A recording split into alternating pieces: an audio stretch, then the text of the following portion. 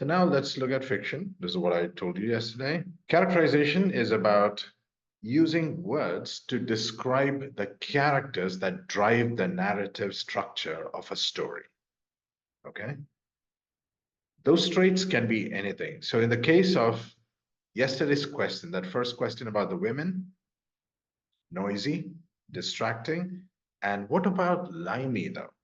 What would we say that this small incident tells the reader about Limey? It tells them that Limey is easily distracted and not very mindful. So, about characterization. Now, I'm not sure if you guys understand the importance of characterization. You know, it is quite possible that a bad story as a whole can end up having excellent characterization, but the reverse is almost never true, meaning a great plot in a book with poor characters almost never happens. That's how important characterization is. Okay? So, next one. The easiest thing about characterization and how to do it is by describing the appearance of the people involved. Okay, as you'll see, this is a famous book by this famous author named Margaret Atwood. Are you familiar with her? Isn't she the author of this book series called The Handmaid's Tale? There you go. This is a clear, direct description of a character's physical appearance. And this is what we call telling instead of showing.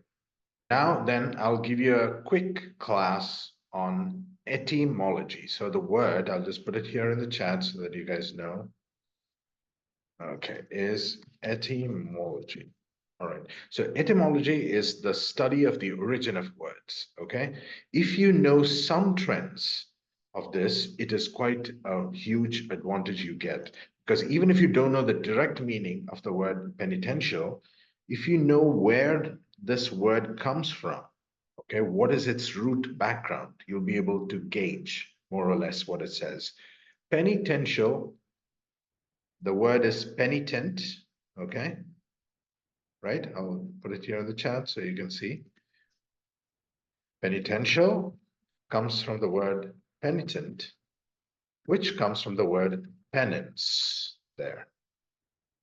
Now, penance means restitution, also means what you do in order to recompense or get, let's say, for some mistake that you did, you're making penance, getting forgiveness, correcting your mistake, kind of. Not quite that much, but on those same notes, okay? That's what penance means. It's a punishment kind of thing that you do in return for something that you did bad, okay? So penitential colors is a reference most likely to colors people usually wear when they are doing penance. Navy, but I don't know why they would say navy blue or steel gray. Navy blue as penitential seems kind of strange. Steel gray and hospital corridor green, that is definitely penitential as a punishment. Okay, I don't know why navy blue though. But you get the idea of how to describe using appearance to describe characterization, yes? Now, based on this, what can you decipher about the character of Laura? Would you think that this is somebody who is happy with their lot in life? Would you think it's someone who feels fulfilled, successful? It comes from the description of neatly pinned, meaning a person who's doing everything by the book, okay? Nothing creative about it, and a very so the word sober, okay, refers to dull, okay? Something that is extremely dull. Hospital corridor green. A hospital corridor is used as a description for something that is extremely dull and at the same time, you know, the kind of feeling people get when they move into a hospital, okay? A hospital is not really a happy place, is it? So they're using that effect when describing this appearance. A dull green, really. So, you know, most hospital corridors are not really green, are they? No. They're not. Green is not usually the color you find in hospitals, but it is deliberately described in this manner to create that effect, okay, of a generally dissatisfied person. Dissatisfied, unfulfilled, and not eminently successful. Do you guys get that? Okay, that's how you do appearance. Characterization through appearance.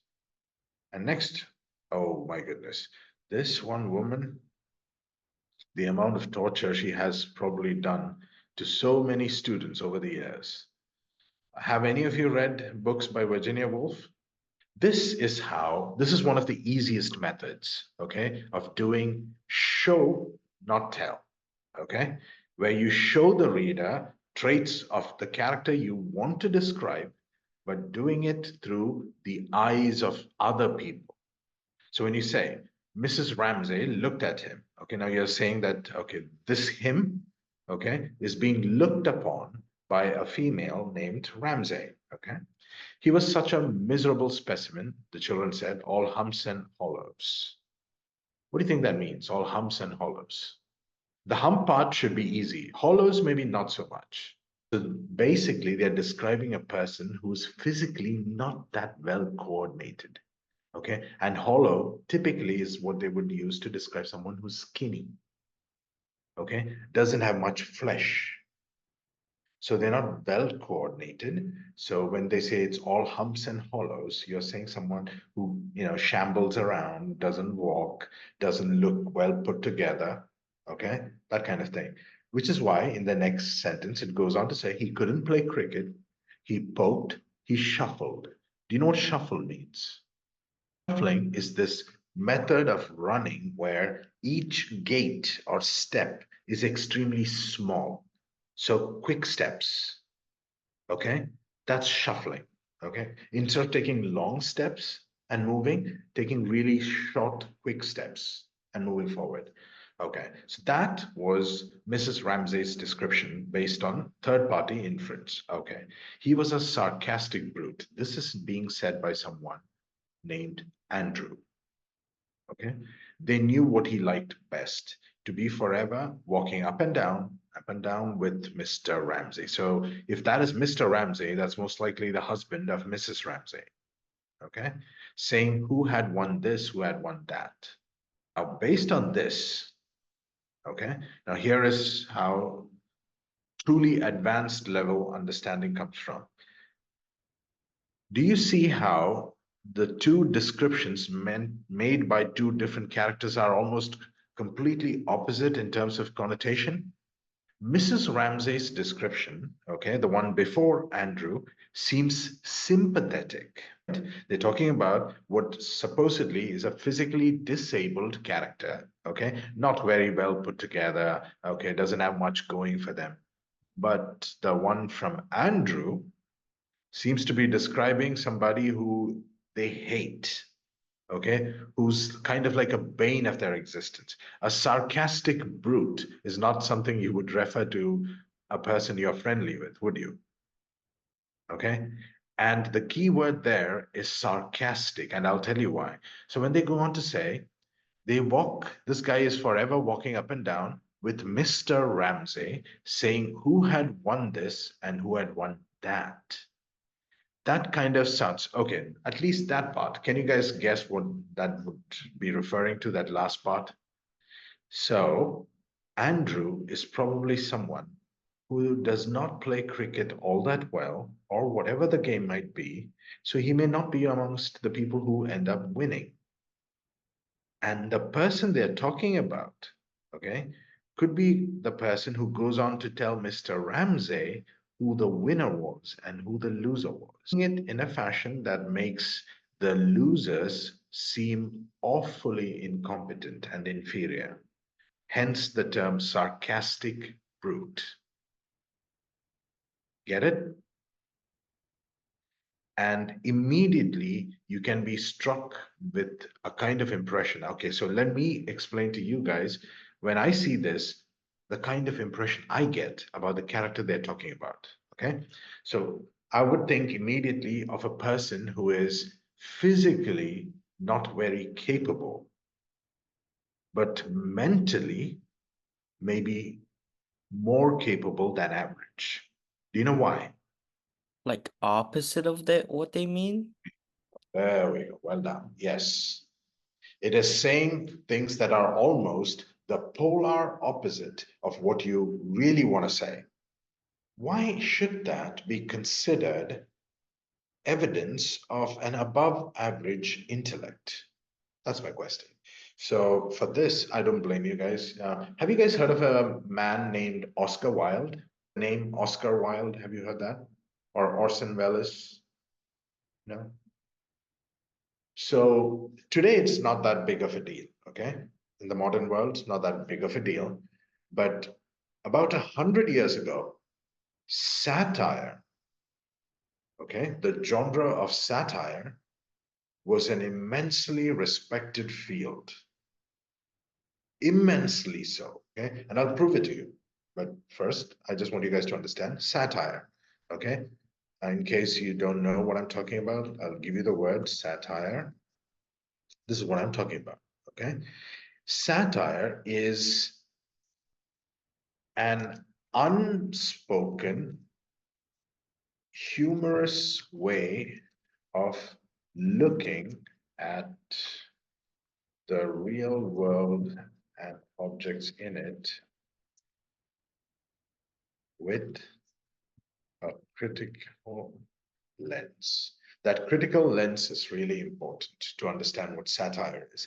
Because it is actually mockery. It is intended to mock things. In the modern world, satire is today treated negatively. Okay, there are very few sources of satire. The Babylon Bee and earlier this magazine called The Onion. These two were the most famous satirical organizations out there. Okay, Babylon Bee and The Onion. But back 100 years ago, satire was immensely respected, and the reason was because not everybody could do satire. Now, this kind of humor called wit or witty humor is considered one of the highest forms of humor because only someone with proper high-level intelligence can do it. This is also one of the reasons why stand-up comedians are still a major draw. Despite all the negative things that people try to do to them, the reason why they're so popular is because of this. And this is also why, when it comes to certain books, if you can include wit in your satire, you're almost guaranteed to be a massive success. I'll give you evidence of this. So, Amazon, right? They sell books. That's how they began. They began as a bookstore. One of the consistently highest selling niches is joke books, but more specifically, puns. Do you know what puns are? Okay, remember three things in mind: characterization, plot, setting. In this one, we are going to focus on characterization. Now tell me, based on this tiny passage, which character is being described here? The Akira? Yes. So now tell me, what can you understand about Akira based on this? But for me, okay, see, now this is the difference between you guys and me. When I look at this, I look at black military style uniform of a student. Okay, why military style? Why should it say military style? It could have been black uniform of anything. But the moment they say military, I think about formal, professional. Okay. And then this is followed by bowing. Okay, now bowing is usually done in aristocratic settings by a social inferior to a superior. Okay. Hands hanging straight down, black cap and one. Okay, so that's talking about strict formality. Also ties in with military, right? Strict dress codes, strict conduct mechanisms, these are all part of the military. Okay. Now, in the glistening guy, he saw his reflection in the dark double, okay? That shows that his bow was perfect, okay? He was so still that his reflection could be clearly seen in the rain-drenched paving. Because if you're moving, your reflection on water will not be seen. See, that's a really smart way the author used to describe the character Akira, okay? By describing his reflection being pristine on water, not on a mirror, but on water. Okay, they're showing how well put together the guy is. And now, forgive my disruption, but I come with a matter of urgency. Once again, showing formality, right? And Madame. So the fact that he calls her Madame, it means that she is older and possibly socially of a higher class than Akira is. And she was married too. That's why Madame. Okay. Next, his voice was soft and refined. Okay, so the guy is probably young, early 20s. Yeah, it makes sense. That's why his voice is soft, but it is refined. What do you understand by the meaning of the word refined? A refined voice. So refined refers to something that has been honed, H-O-N-E-D, enhanced.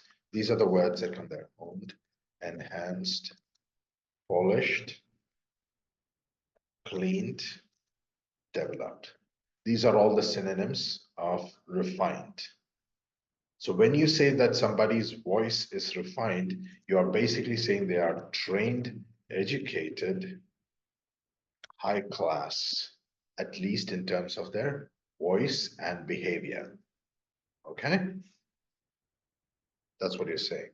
He straightened and stole a deferential peek at her face. Well, I'm not going to describe that, but now, based on this details that I've just told you, what is the answer for question 4? Okay. Have you guys understood that geraniums must be a type of flower? Okay, it is. It is a type of flower. Now, apart from that, do you realize that this is intended to describe the character of Mama?